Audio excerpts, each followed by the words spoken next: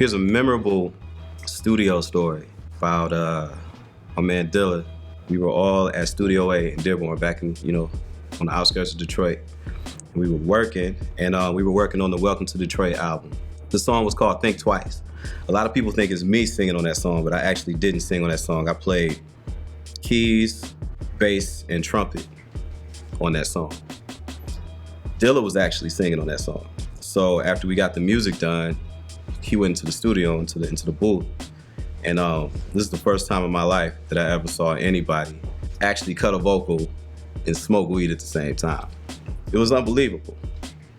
He was like, okay, run the track. And he would hit it. Baby, we ought to think twice. Ooh. That's how he did it, the whole song. He was hitting the joint and singing.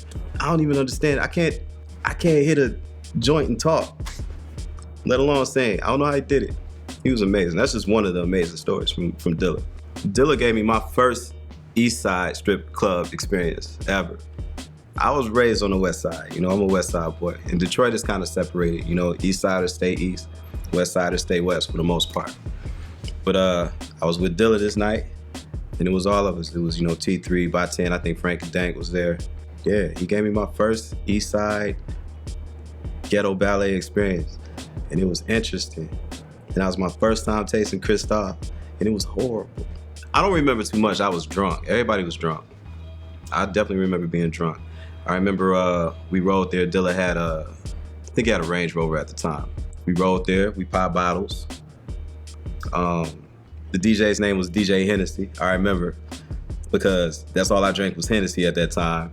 And we shared the same birthday, and we talked about that all night in between dances. The women were fluffy. It was a good time, what I can remember. But the experience was priceless, definitely. That's all I have to say about that story. I'm not gonna go into details because you don't need to know the details, I remember talking to him about the Biggie versus Tupac thing. And it was like, yo, when we cut the record with Big, we went in there and we dropped our verses. Killed it, you know what I mean? Big took like 2 weeks before he came back with his verse. We did it, but we weren't really thinking practically in terms of like, how is this gonna affect my solo career? Is the label gonna get this? What. And I was really doing well at the time. I was actually selling double platinum albums and platinum albums. Before we would do this song, When Will You Call? I would go, yeah, let me call her. And then I'd go in my pocket and get the phone out. I'm like, yeah. And then there was a cue for the piano player to start playing the intro. And I look over, and it was the craziest look I've ever seen. It was like help me, I'm a little child. I think, being in entertainment or music, you just have to be ready for the roller coaster. It's inconsistent, and you never know what will catch on.